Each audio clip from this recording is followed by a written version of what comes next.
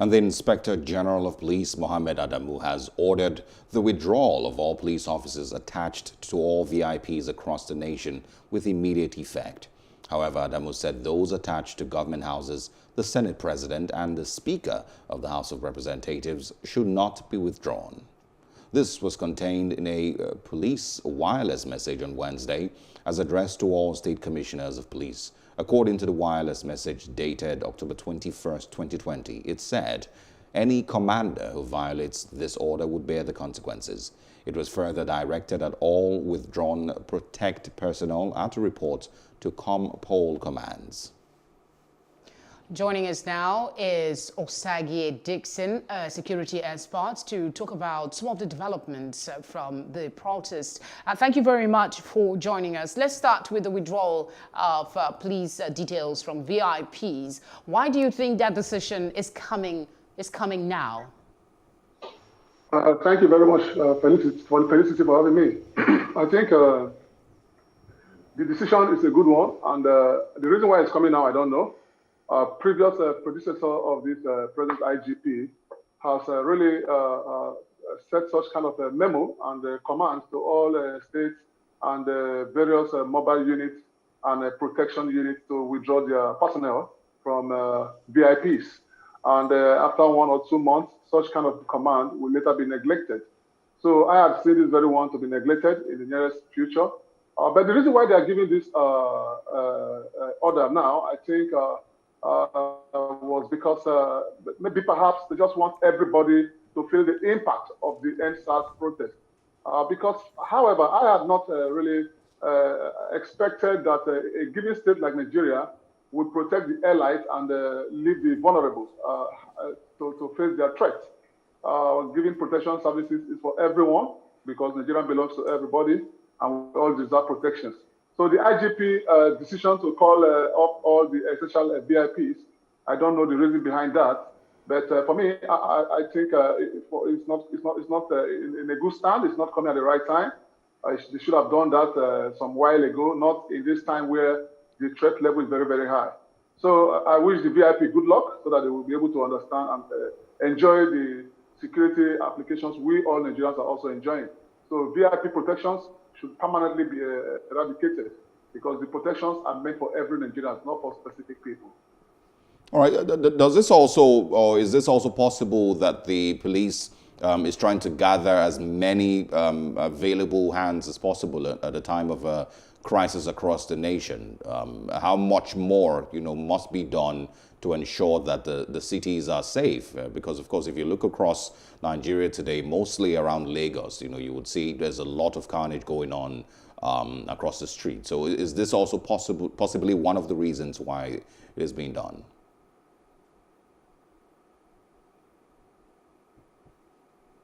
Can you hear us, Mr. Dickson, did you get the question? Mr. Dickson, can you hear us? Okay, these things happen with technology. Let's just talk a bit and see if we can reconnect. I will be hopefully taking him on other issues, the comments being made from across the country and beyond. I watched a video of Trevor Noah, yes, one of my favorite persons. And even though he tried to make a joke out of it, you could see that he was also trying to pass on a message. And Nobel laureate says he's proud of what the youths, the fact that they have they've woken up from their slumber to, take their rightful place in the country. Then again, one worries, even though there is commendation, yes, you've come up to speak up for yourself. What about the over 40 lives, according to Amnesty International, that has passed on? Hopefully. Yeah, go on. I was going to say it's a reminder that in Nigeria, unfortunately, over the years, lives have become statistics. I would expect that the government should be aware of every single person who has lost their lives in the last, few weeks to the NSA's protest. At least we should have names. We should have something that we can remember them with, not just numbers. It shouldn't be 12 people. It shouldn't be 15 people. It shouldn't be 40 people.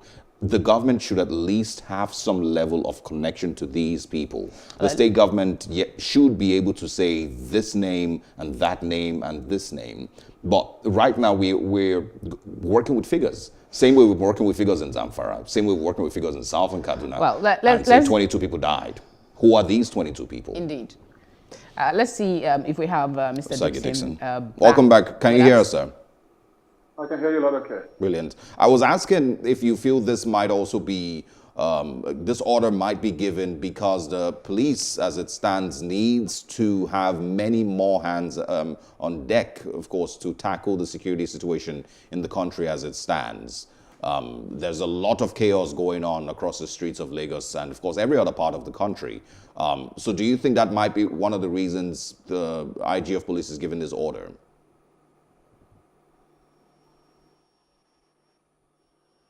Seem to have lost him again. Okay, if you can hear. Yeah. I got your question, but Go not ahead, at the please. end. But let me just take your question from the one I got.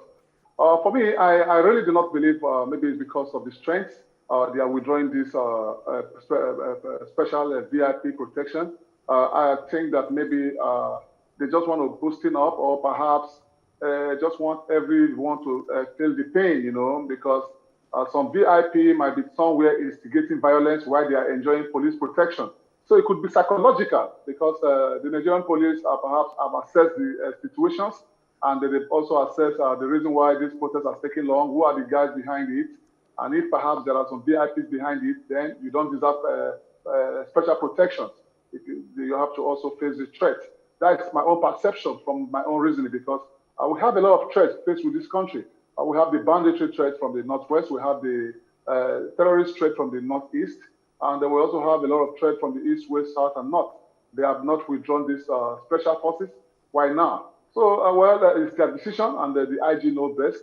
Maybe today or in the nearest time, they will show the brief Nigerians the reason why they took such kind of decision in this time where the threat level is very high. My concern is the recycling of methods approach to handling issue. This is not the first time such an instruction has been given, and we know for a fact that it's not always complied with. What worries you about this continued recycling of methods that hasn't worked and we still continue to use it? Isn't it time we begin to think outside the box? Yeah, it is a time we need to create another box and think within it, because this method is not really working. I will align that with command negligence and lack of respect to superiority and orders, and also lack of respect to the SOP of the Nigerian police force, because I see no reason why an IGP, the first policeman in this great nation, Nigeria, will issue an order, and thereafter the order will be practically being withdrawn. The reason why the orders are being withdrawn, not respected, I don't know why. Perhaps maybe some senior police officers who are benefiting from these VIP protections really do not want that service to die, So they might perhaps find their way to Abuja or meet with their appropriate colleagues. And before you know it, systematically, gradually, they will have to go back and disobey that order without the knowledge or full-blown knowledge of the IGP. But sometimes I believe that the IGP sometimes is being persuaded, like the previous IGP that banned VIP protection. I later understood that he was being persuaded by the and more people were crying at the National Assembly that their lives is in danger. And that is the reason why I think they relaxed such kind of order. But this order that came must stand forever, so that the private security industry will be given the ability and capability to give the VIP such kind of protection. Because in foreign land, you can never see a policeman giving VIP protections to VIPs, except to government officials. But here we have abused our policing system, and that is why the threat level is very high, because those ones guarding the VIP, they really giving them protections, and the VIP can mess up any given time. All right. Also speak quickly on, because you just mentioned what happens, outside Nigeria. You don't get to see movie stars and VIPs, in quote, moving around with armed policemen. So how do you think, we can fix, a situation where a local government chairman doesn't feel safe moving around the people that supposedly voted him into power. A VIP doesn't feel safe moving around the people that celebrate him, and instead needs security presence and policemen who should, of course, be responsible to the citizens and not to one person. What does this really say about the people who we have in power, the people that we have holding certain positions, and their relationship with the citizens? Okay, thank you very much. Some 10 years ago, I was in the United Kingdom, and I found myself in a particular city. Hello, Mr. Osajie, Mr. Dickson, can you hear us? The Prime Minister. I think Mr. Dickson, my voice ruins the connection. That has nothing to do with it. Let's see what happens when he does have a point that it should be eradicated forever. The idea of having police officers attached to VIP. But this is Nigeria. Look at young people speaking up and being clamped down so brutally, to use that word. I am not that optimistic. I want to be. And once we see the leadership that goes with these comments, then maybe hope will be rekindled. Mr. Dickson, I understand we have you again. Could you finish your thoughts, please? Yeah. So what I'm trying to say is that I said when I about some 10 years ago or so, when I was in the United Kingdom on holiday, I saw the PM moving around with bicycle. But here in our own country, a local government councillor will want to move around with police protections, will want to move around with escort services because he felt that his life is not safe. Now, this is the analysis here. Before you are voted into power, the people expected much from you while going into power. The Nigerian state expected more from you. But we discovered that we are not practicing democracy. We are practicing kleptocracy. We have a lot of kleptocrats. Majority of our leaders are kleptocrats. I'm not sorry to use that word, kleptocrat, because the signs are there, the evidence are there. When they get into office, you see them building mansions, you see them riding the best cars, you see them living in the most lovely environment. Why? That is for public funds, you know. So when you tamper with public funds, internally from your own conscience, you will not feel secure. Why are you not feeling secure? Because you have abused the social contract between you and the state. And that is why our leaders must learn to play by the rule, you know. They are our servants.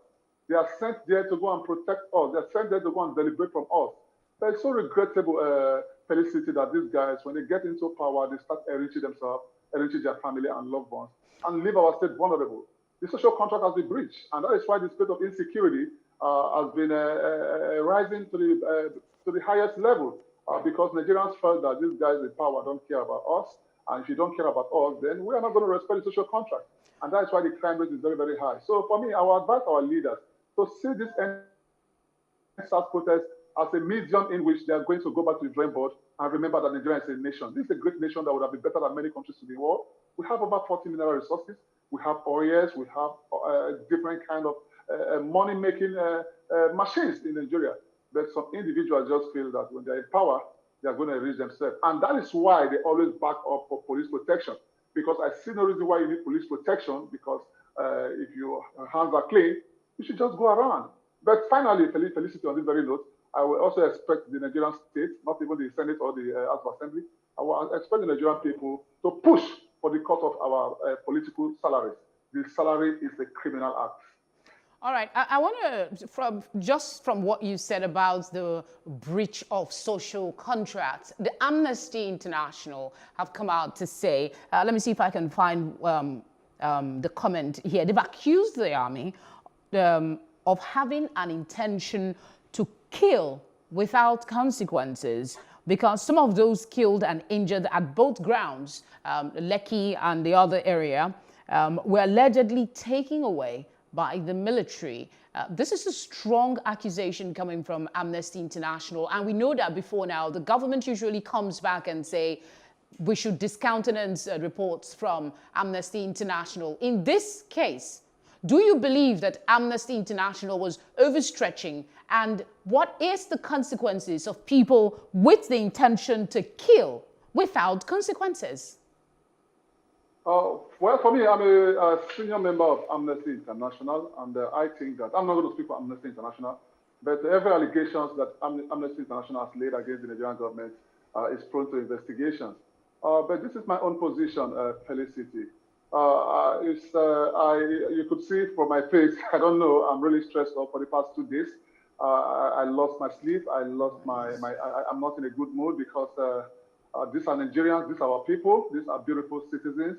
I was in Lekki Tollgate about 2-3 occasions to monitor the event. I was in Alausa to also monitor the event so that I could be able to give a first-hand witness to local and international TV stations on the happenings in Nigeria.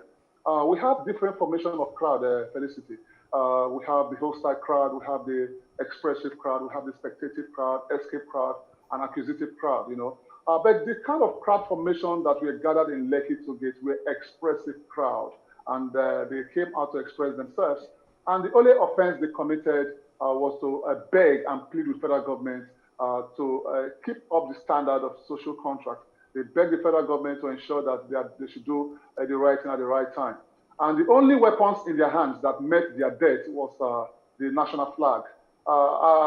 Felicity, I am heartbroken because one of the most beautiful music in my life is the national anthem. Each time I heard the national anthem, I am moved with pain, joy, and enthusiasm that Nigeria is my fatherland, because that is what we were told right from time. But the weapons that these Nigerian youths were holding was the national flags, and they were met with such kind of gruesome murder. For me, if the Nigerian government do not find the end of this daredevil activities, because this is totally an animal behavior. Yeah, this is an animal behavior. Because I saw most streets, I saw a lot of evidence. For me, I will stand anywhere in the world and tell the state, because this is my country. We must all speak truth to power. We have a lot of army officers. We have a lot of naval officers. We have a lot of Air Force officers. We have a lot of police officers. If they all keep quiet in this incident that went wrong at Tollgate, then they are all accomplice. Because it is constitutional that when someone commits crime and you are aware of it and you keep quiet, you are an accomplice. So everybody that keeps silence in this daredevil act is an accomplice. Because our youth does not deserve to die. Is that what they deserve from our government? Felicity, when I was in the Lekki Tollgate, I saw a nation in that protest. When I say I saw a nation, I saw a giving nation, a nation that takes care of its people, a nation that provides free meal, a nation that provides free education, a nation that provides free medical. Mr. Dickson, Mr. Dickson, I'm sorry to interject, but I need you to speak on the allegation that bodies were taken away by the military, because I saw people making comments on social media asking, where are the bodies of those that are said to have been killed? Some people are beginning to use that to say people were not killed. So I want you to speak on the fact that this is not the first time the military has been accused of such a behavior. But what is your unique perspective on it? My unique perspective on this, because I'm on national television, and my covenant with God is that I should not lie, or I will never lie when I'm on air. This action was a state action. I think the army should come out with clear evidence that they are not the one that carried this action. I saw the advance they took when they were coming. That systematic movement, Felicity, is what we call fire and movement. Those steps were military steps. Those firing power was military firing power. The tactics adopted was army tactics. So, and there's no how we're not going to record casualty. Even if, perhaps, let's assume they did not even shoot at the protesters. The conjunction alone with that gunshot and fighting and fright from the gunshot will kill a lot of people. I know, and I am sure very well that a lot of guys died in that action, and they will definitely go to clean up their mess. And that was why we have the lights switched off. We have the cameras taken off. The state government of Lagos State must be held accountable for such action. We can't let this go. Because what if it's my brother? What if it's your brother? What if it's your sister that was met with that action? Are you going to keep quiet? I will not keep quiet. I'm going to say whatever I know about that. And I'm going to also ensure that everybody that participated in this action should be brought to book. So I believe Amnesty International. They have no reason to lie. I believe Amnesty International. Mr. Dickson, I want to, you just mentioned the idea of being held accountable. Does this feel like, it's going to be a different situation from what we've experienced in the past. In 2015, if you remember, there was a bombing in Iran by, the Nigerian Air Force. Till date, we still haven't seen anyone take responsibility or be held accountable. The same thing happened with the Shiites a few years ago, 347 according to official figures. Still nobody has been held accountable. Does this feel like it might be different and people would be made to answer the questions for what happened 2 nights ago? Or will it be swept under the rug as usual? I want to assure you, it's good. Some people are going to be held accountable. Yes, the government will want to protect its people. The state will want to protect their own evidence. And that was why they took off the camera. That camera alone they took off from that place was a premeditated attack on our youth. It was a premeditated assault on our youth. It was a premeditated murder of our youth. So they will be held accountable because most times when incidents like this happens in Nigeria, they sweep it under the carpet. And this is why we have the lawmakers at the National Assembly that are supposed to stand for this great nation. But they will all keep quiet after 1 or 2 sittings or plenary of investigation. But for me, I think they are going to lodge a global investigation, and the international community should send in private investigators to come and investigate this incident. It must not be left in the hands of the government, because if you want to leave the investigation to the Nigerian state or to the Nigerian public, the investigation will be tampered and a lot of things will go wrong. I would advise that the United Nations should send in their investigation team with immediate effect to come on site one hand. There were blood sighted on ground that very night. A lot of blood was sighted on ground. I had asked a friend of mine to also give me a brief. A friend of mine also was on ground yesterday, and he told me they saw a lot of blood. And those blood were not animal blood, because the last time I checked, I didn't see any animal protesting on MSAS. Only human beings were there. So those blood were human bloods. So the Nigerian government should be held accountable. The army must be held accountable. And I want to advise the Nigerian army. What makes you a great nation is when you take accountability to your own error and to your own activities. When the United States of America took off the Iranian commander, they came on air and said, we're taking off this commander. It was a threat to us. Why don't you guys accept this action of yours? This is terrible, and it's a disgrace to the state of the army. I'm so ashamed of the Nigerian army. I'm totally ashamed. I'm totally ashamed. Dickson. All right. I was going to take your thoughts quickly before we wrap up this segment of the conversation.